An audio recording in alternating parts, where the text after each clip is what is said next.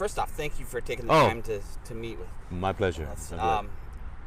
I've been looking through your history, and you've basically starred in my childhood. I mean, you guest starred in my childhood. I mean, any TV show I watched. Oh my God! You guest starred in it. I mean, right. It's just from A-Team to Greatest American Hero. I mean, it just. Well, Greg, I was very lucky that when I first started out, I was actually one of Stephen Cannell's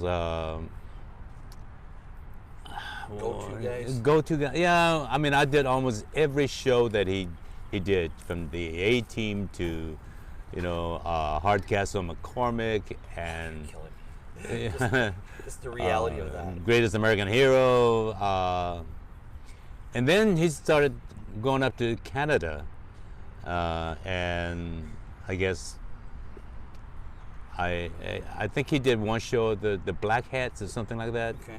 And I didn't get to do that show, but every show that he did in LA, I was on at least once. Now, what made? I mean, you were born in China. I was born in China. Raised in Houston. Raised in Houston, yes. That's quite the journey.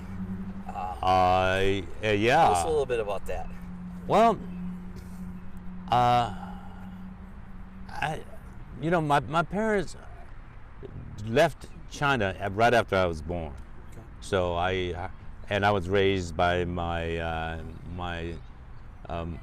auntie, my mother's sister, younger sister, and so until my dad was able to bring us over, and I guess I was 7 or 8 years old when I came here, and it was, I got to tell you, growing up in Houston was something else. At that time, it was segregated, and the funny thing about being Chinese American in Houston is that we're neither white or black. So the so-called rules was that a Chinese American can own a business only in the black section of town. However, they can own a house in the white section of town. Okay, and that's what we did. My dad had a little mom and pop grocery store in 5th Ward, which is like the black section of town. And then literally across the track was the poor white section of town where we live, Denver Harbor. And so I grew up pretty much interacting with blacks and whites, and I got to tell you, at that time, Houston was, back in the late 50s, early 60s, was considered the murder capital of the world. But I used to deliver from my dad's grocery store to, the local bars and places like that. I never had any problems. However, I've had a lot of problems with the white students growing up. So, yeah, and because there were too many people who looked like me, I guess I grew up kind of shy and withdrawn, and like you, at one time, television became my go-to. Outlet. Yeah, my outlet. And not only that, when I'm not working at the store and when I had to come home from school and do my homework, it was also my babysitter, so to speak, even though I was in school. And I tell you, again, like I said, in our neighborhood, there weren't too many people who looked like me in Houston, and on television either. And the ones that I saw, I said, oh my God, is that what we're like? I said, oh my God.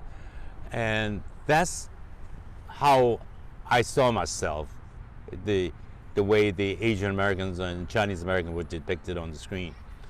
And it was not until my senior year, my junior year in high school, that I decided, I said, look, I'm shy, I don't know where. I said, I think if I really want to function in this society, I better learn how to get over my shyness and so I said, I'm going to take a speech class. So I went up to the speech teacher, Mr. Long, I remember him. And I said, Mr. Long, I want to take your speech class. And he looked at me and he said, no, you're not. I said, what? I said, but I want to get over my shyness and this and that. He said, no. And he said, you are going to be my drama class. Because Mr. Long was also the drama teacher. Besides the speech coach, he was the drama teacher. I said, oh, really? He said, yeah. And I got to tell you, that did it for me. I mean, acting was a way that I was able to express myself, which I wasn't doing much before.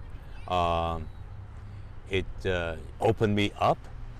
And the one thing about Houston was that at that time, theater in Houston was, in high school theater in Houston was a big deal, believe it or not.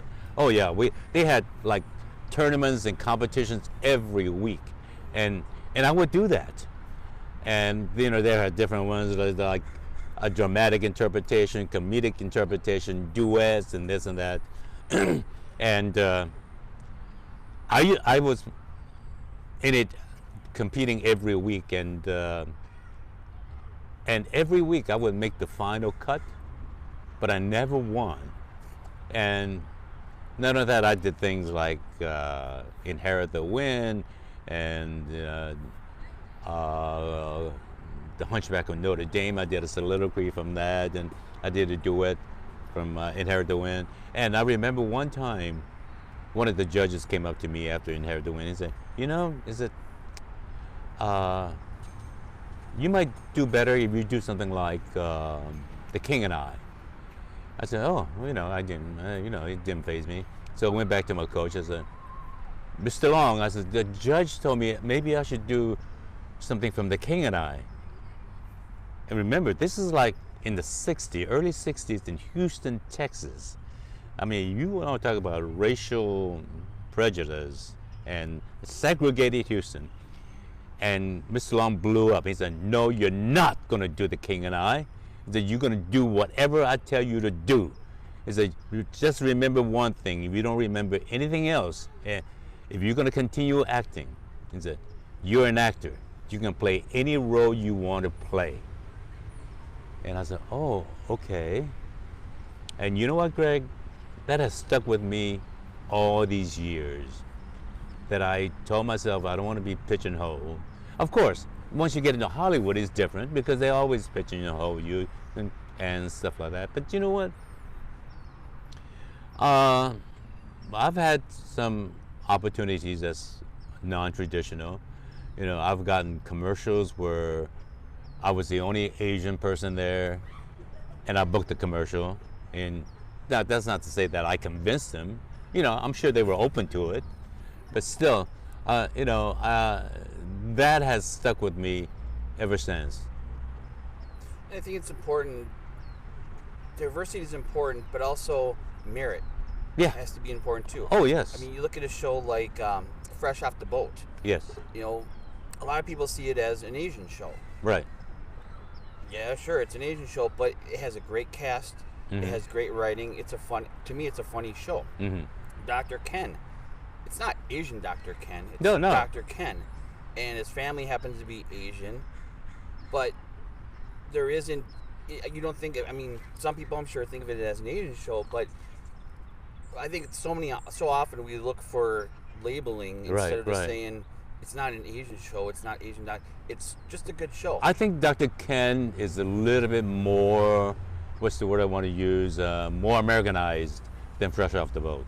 Fresh Off the sure. Parents were, were foreigners. And Dr. Ken, possibly my character was born in Korea, maybe. It's not. But it's not really. It wasn't brought out. So what goes from a kid in Houston acting in plays to coming to Los Angeles and doing TV shows and stuff well, like that? I got to tell you, I'm sure it was in the back of my mind when I came out. Excuse me, when I came out to Los Angeles that I want to be an actor. But the main reason I came out here was to just get out of Dodge. I mean, Houston was not. Not. I didn't want to be stuck in there. You know. At that time, Houston was the 5th largest city in the United States, but yet it was nothing but a big cow town, huge cow town, and my parents understood. And I mean, when I said I want to go to L.A., and they understood. They probably realized I probably wasn't happy there, and they thought maybe, you know, and they allowed me right out of high school. I left home. I came out to LA.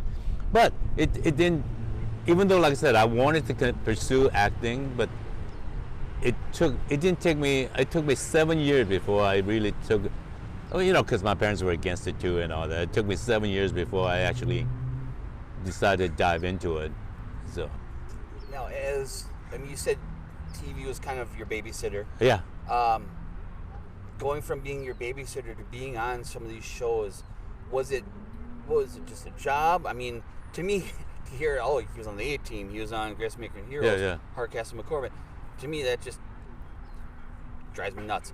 For you, was it just a job, or was that kid that used TV as a babysitter able to kind of appreciate it and realize how far you've come from that cowtown in Houston to being on, you know, the early 80s? You were pretty much guest starring in everything. I mean, you were there. Kung Fu like 4 times, and you know, how can I put this?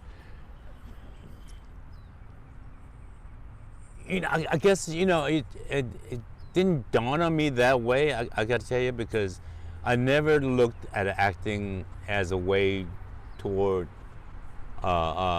stardom or fame or fortune or girls or whatever, you know.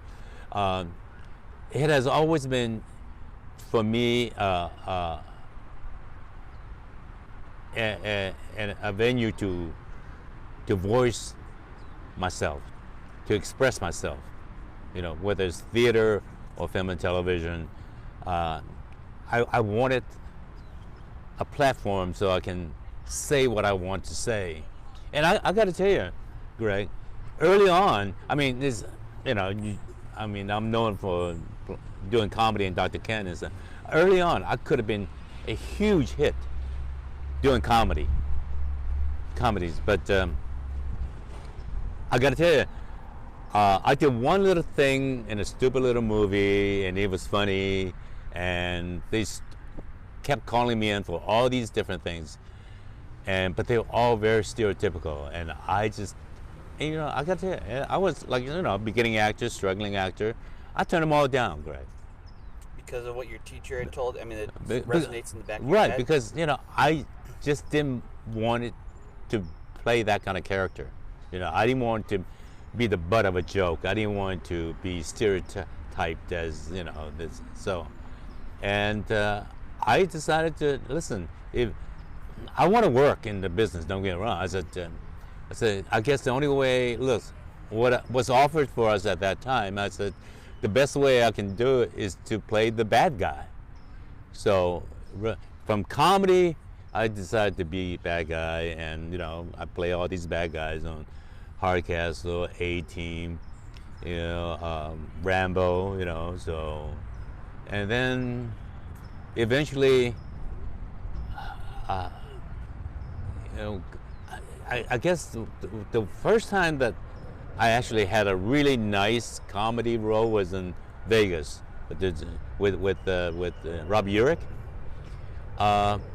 Literally, Greg, I was the last person they saw. I guess they couldn't find somebody who could do this role, and, you know, and it could have been very stereotypical, but I looked at the role and said, you know what, I can do something with this. I can make a statement with this role, and I'm going to do it my way. Even though I said, I know they wanted broad, which I can do broad, you know. I said, as long as I and I'm sure they wanted an accent. I said, well, look, I said, I have nothing against accents. I have nothing against all of that stuff. But there's a way you can do it in such a way that is not demeaning, you know. So I said, look, I'll just go in there and do it my way. And if they accept me, they accept. And they took me. Literally, I was the last person they saw. And I think and he's a guest star in a row. I mean, it wasn't like, you know, a serious regular. I said, God, they have to look that hard for and then, you know, well, and then I guess they saw the comedic potential of me again, and, you know, and yeah, then I got Pineapple Express working with Ken. The funny thing is that in that movie, I was his boss. So, and I guess he remembered me from that, and, you know, of course, when he got Dr. Ken, he said, hey, call this guy in, you know, to play my dad. So. Now, a lot of the shows that you've done, it's one episode guest star, and then you're done. Well, I was recurring on a couple of, like, Kung Fu I recurred on, Dynasty I recurred on. Just a couple episodes, nothing, until Dr. Ken. That's, right. I mean, that's your big one. Right.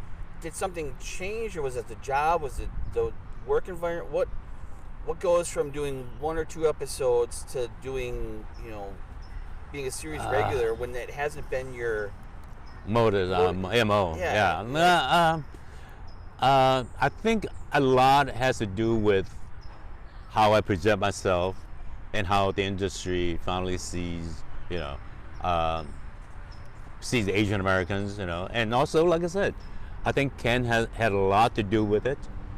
I mean, Ken had a lot to do with my being cast and how the role was written. And so, and I got to tell you, you know, I thank him for it because DK on Dr. Ken was everything I wanted to do as an actor. Oh, really? Yes. I mean, Greg, you may not realize it because you're not an Asian American person, but when I was on Dr. Ken, and even today, people have come up to me, Asian American people have come up to me and said, do you realize how many doors or how many ceilings you've broken through?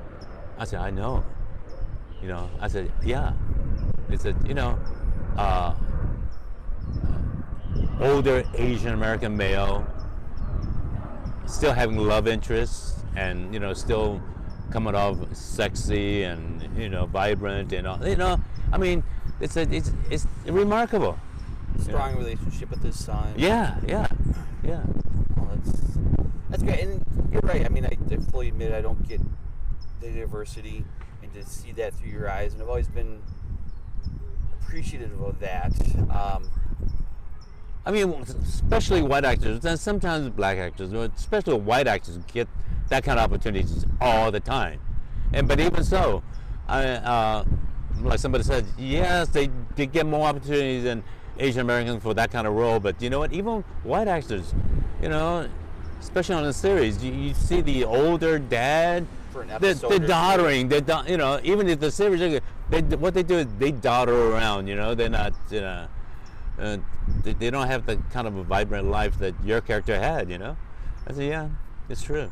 So when a show like that gets canceled, unfortunately, how is that like as an actor? I mean, there's some investment emotionally. Oh, yeah, of course. In that, but also, is it just a job? I mean, if I got laid off from my job, you're upset for a few days, and then as an actor, you know, as fans, we get so emotionally involved in some of these characters that when they die off or a show gets canceled, you know, there's Twitter erupts. What's it like as an actor to go through something like that? Is it just part of the industry that you've kind of gotten so numb to that it just happens that you? Well, I guess in a way is lucky that I've been in the business for almost 50 years. That I've had a lot of ups and downs. I've had a lot of you know, disappointments and some opportunities, and then that never panned out. And all I can say is that, yeah, you're disappointed, and I'm still disappointed. It's been a couple of years now. But you know what? At the same time, I feel very fortunate and lucky that I've done it. You know, I've had other opportunities that didn't pan out. I had a really great role on the movie I Spy, and I would have been. I mean, if they had like opening title credits, I would have been like 7th, 8th, you know, and I had my own chair and all that. But movies didn't make money, you know. So that was with Owen Wilson and Eddie Murphy. Eddie Murphy. Yeah. So I like that one. yeah. That's what it is. Zhu Tam was my character, the guy who bought the plane. Yeah. It was an Invisible one. But yeah, the Invisible Plane. Yeah, yeah. What? I mean, right now we're seeing a resurgence in shows coming back. Yeah. Is there a character from something that you've done that you've always wished? I wish it could be brought back as him for a show. Like, was there ever a character you guest starred in that was just, I absolutely love this. I wish I could have done more episodes of that. Well, I mean, I can always say a lot of them if they expanded and do that. But no, let's say without much expansion, okay?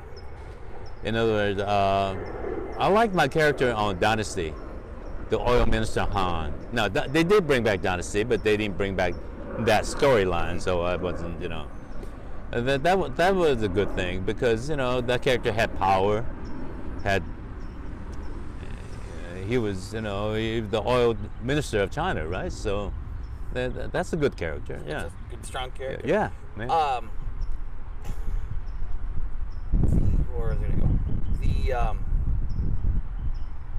You've done so much as far as plays. You've done TV. You've done movies.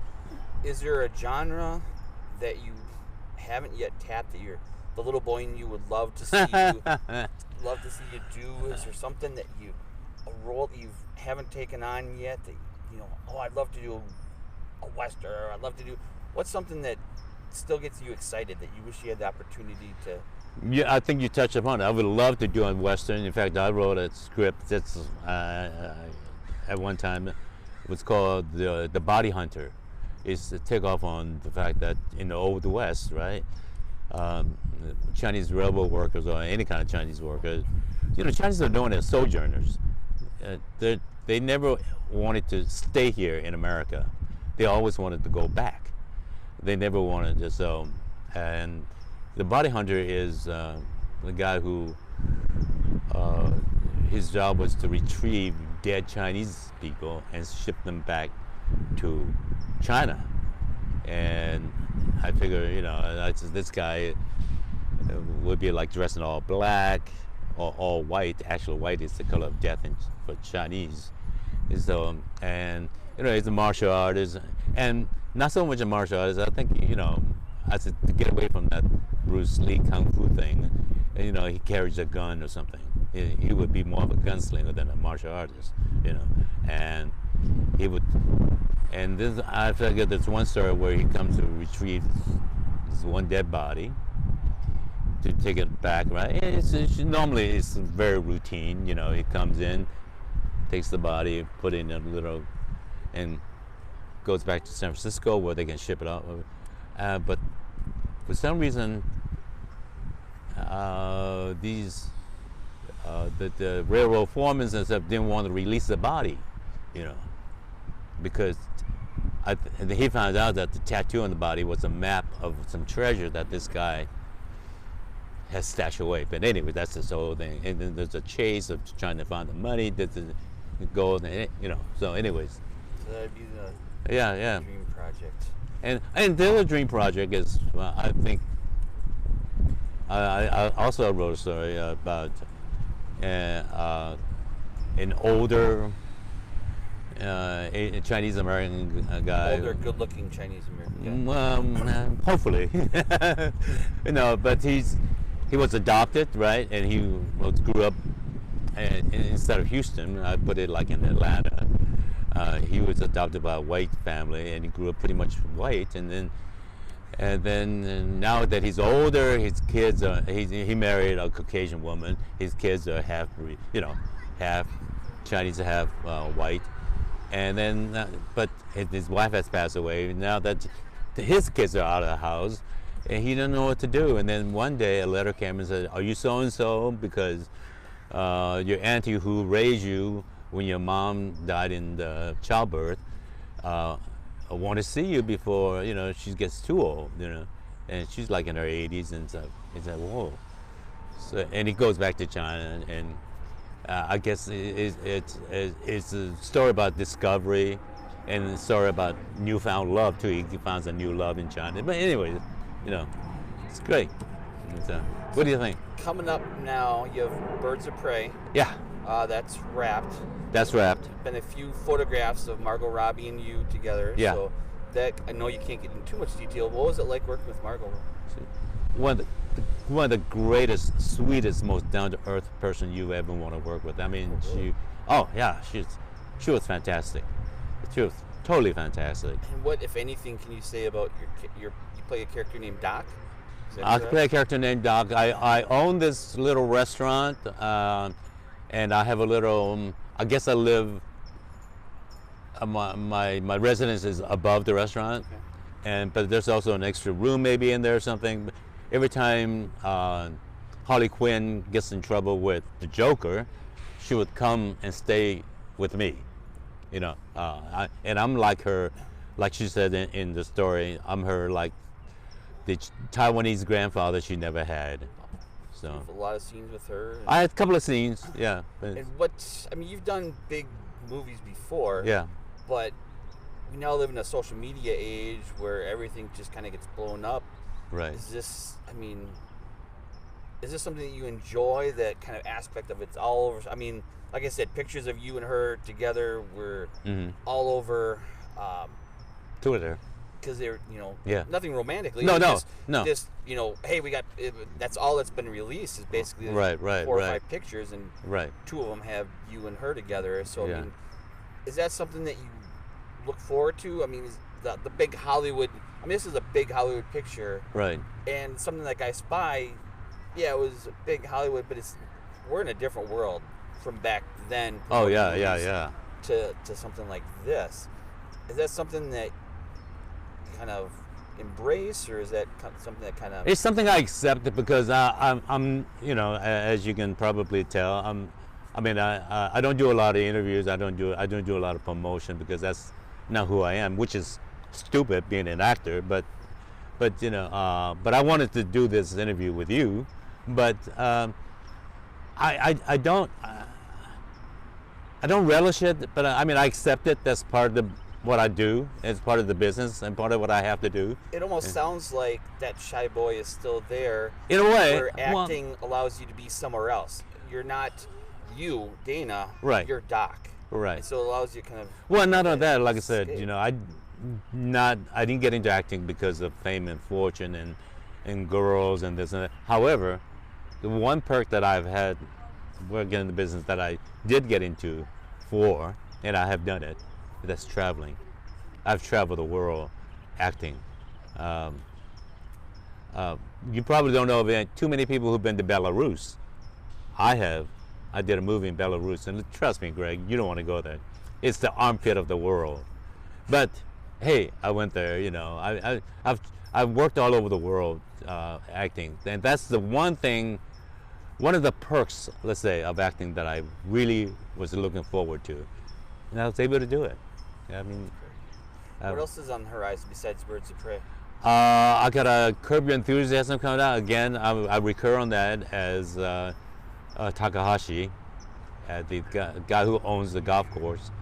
So I got one that's coming out, and I did a Colgate commercial that aired, and I'm excuse me, that I'm collecting money on still, which is good.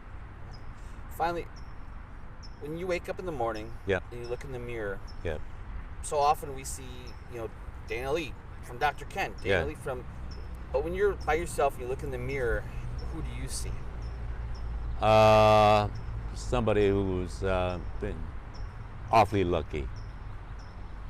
I'm very grateful, even though, look, I'm not as famous as Tom Cruise or Keanu Reeves or even Ken Jeong, right? But I've had a pretty good career. There has been some rough times, but overall, hey, listen, you know, I got a resume that 99% of all actors would give the right arm for. So, and I've had fun, traveled the world, made some money. You know. What would that little kid in Houston, sitting on his couch watching TV, think of the man he sees today? Well,